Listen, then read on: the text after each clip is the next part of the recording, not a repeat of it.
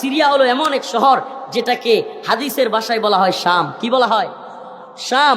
বিলাদুস শাম যখন আবাদ হয়ে যাচ্ছে, ও মুসলিম উম্মার যুবকেরা, ও মুসলিম উম্মার যুবকেরা, হাদিস থেকে প্রমাণ পাওয়া যায় বিলাদুস শাম বিজয়ী হলে আস্তে আস্তে বিলাদুস শাম এবং খোরাসানের বাহিনী ফিলিস্তিনের দিকে রওনা হবে। মোল্লার দৌড় পুরো পৃথিবীতে, পুরো পৃথিবীর সবচাইতে বড় তাগুত জালেম America, Russia, Britain, France, Germany, Italy সহ সবগুলোকে পরাজিত করে মোল্লারা দেখায় দিছে মোল্লার দৌড় মসজিদ পর্যন্ত শুধু নয়, মোল্লার দৌড় পুরো পৃথিবীর সবকিছু ইসলামী শাসনের অধীনস্থ করার পর্যন্ত পৌঁছাবে ইনশাআল্লাহ।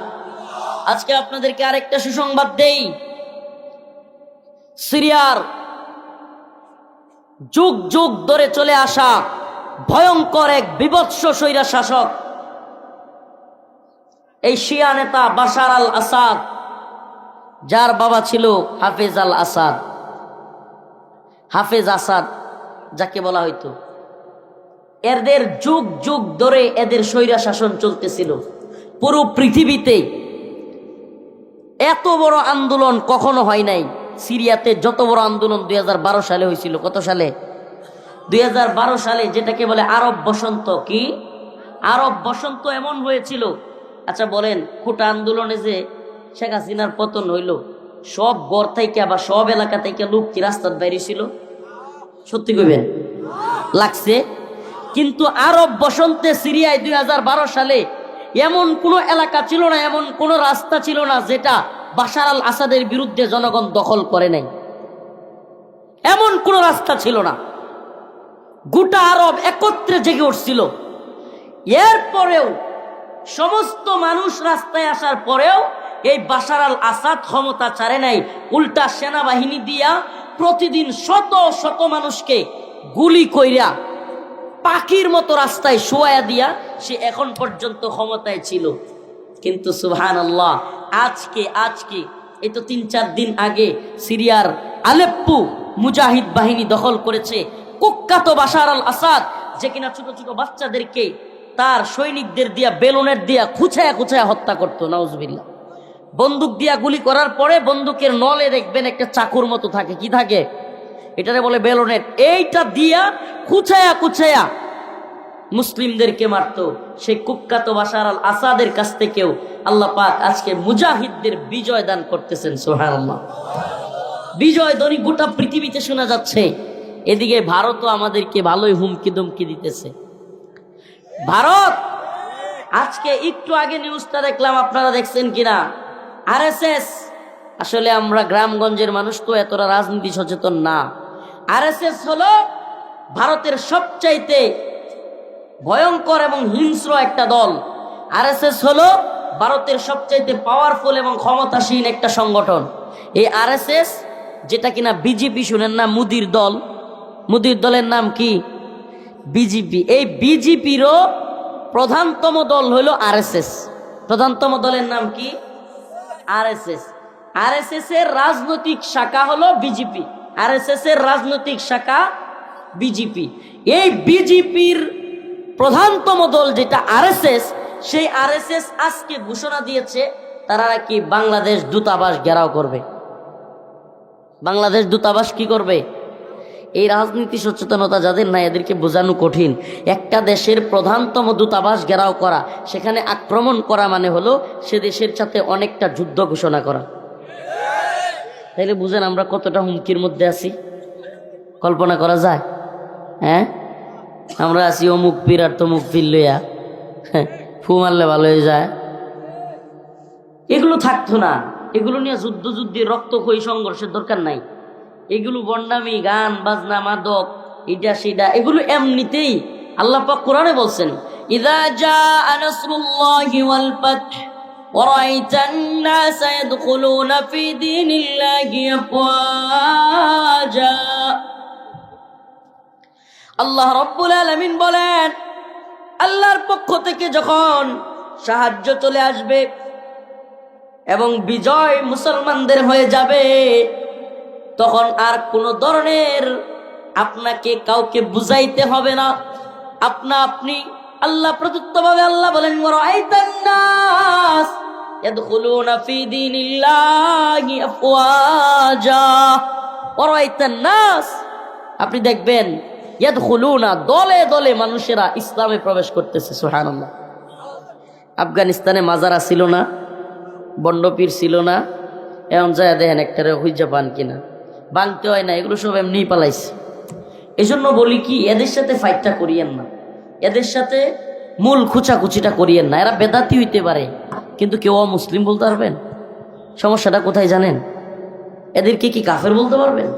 বিদাতি, এটা সত্য, কিন্তু কাফির তো বলা যাচ্ছে না। যেহেতু কাফের বলা যাচ্ছে না, অলরেডি ভারত আমাদের উপর আক্রমণ করতেছে, ইসকন বাংলাদেশে আমাদের মুসলমানদেরকে হত্যা করতেছে, এমতো অবস্থায় মুসলমানরা যদি আমরা ঝগড়া করি, এটাই চায়। এই তথাকথিত আপনার সন্ন্যাসীবাদী কিংবা আপনার সুফিবাদী, এটা কোত্থেকে আসছে? সুফিবাদ তৈরি করছে ইংরেজরা। সুফিবাদের সাথে এই ইসলামের ন্যূনতম কোনো সম্পর্ক নাই। সুফিবাদ এবং হক্কানি পীর দুটো এক জিনিস না। এই গাঞ্জা সেবন করা, মাজারে গিয়া সিজদা করা, মান্নত করা, এগুলোর সাথে ইসলামের ন্যূনতম কোনো সম্পর্ক নাই। কিন্তু এখন আপনি মূল ফাইটটা যদি, আচ্ছা আপনি কর, আপনার একজন শত্রু আপনার দেহা মাত্র মেরে আলবো, কি করবো? এই কথা বুঝতেছেন না নাকি বেড়ান? কথা কন্যা করে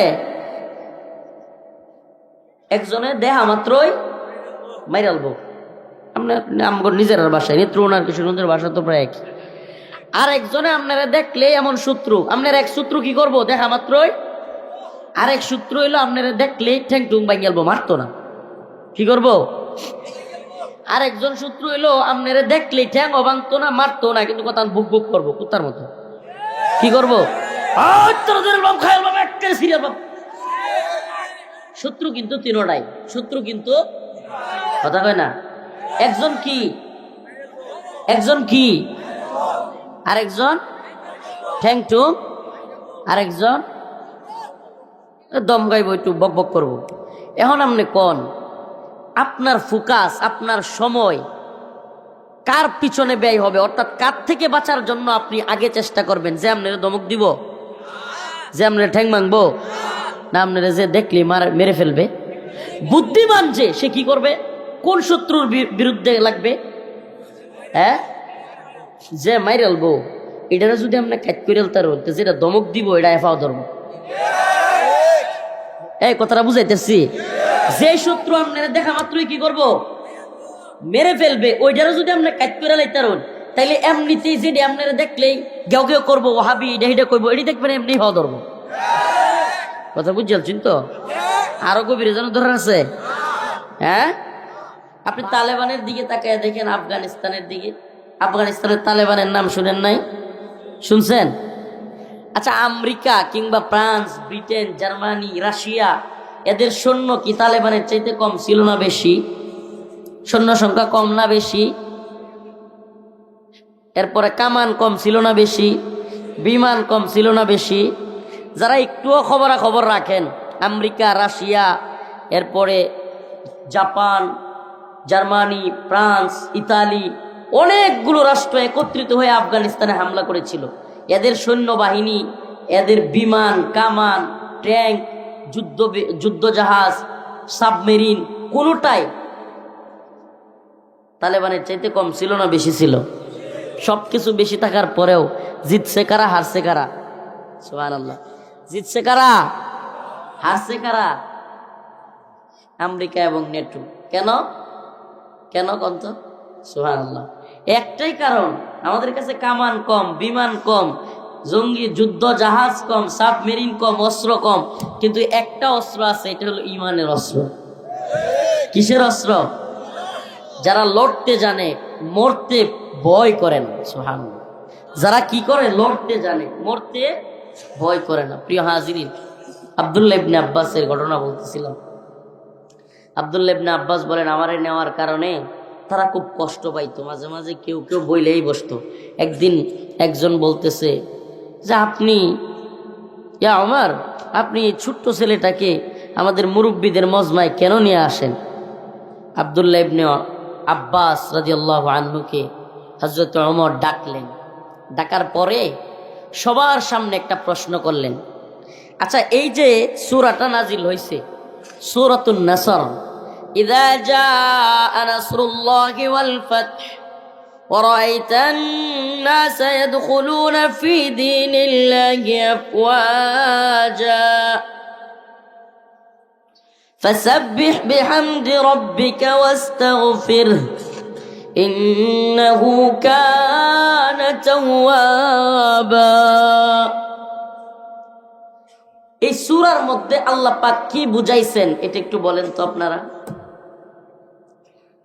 আপনাদেরকে আমি প্রশ্ন করি নাই, প্রশ্নটা করেছেন হযরতে ওমর রাদিয়াল্লাহু আনহু। কে? হযরতে ওমর রাদিয়াল্লাহু আনহু। কাদেরকে করেছেন? কোন সাহাবীদেরকে? প্রশ্ন করতেছি কেন জানেন? তাইলে না আলোচনার মাঝে থাকা যায়, নাইলে কিন্তু ঘুমায়া যাবেন, আর নাইলে বই বই বাদাম খাইবেন আর ওয়াজ শুনবেন না।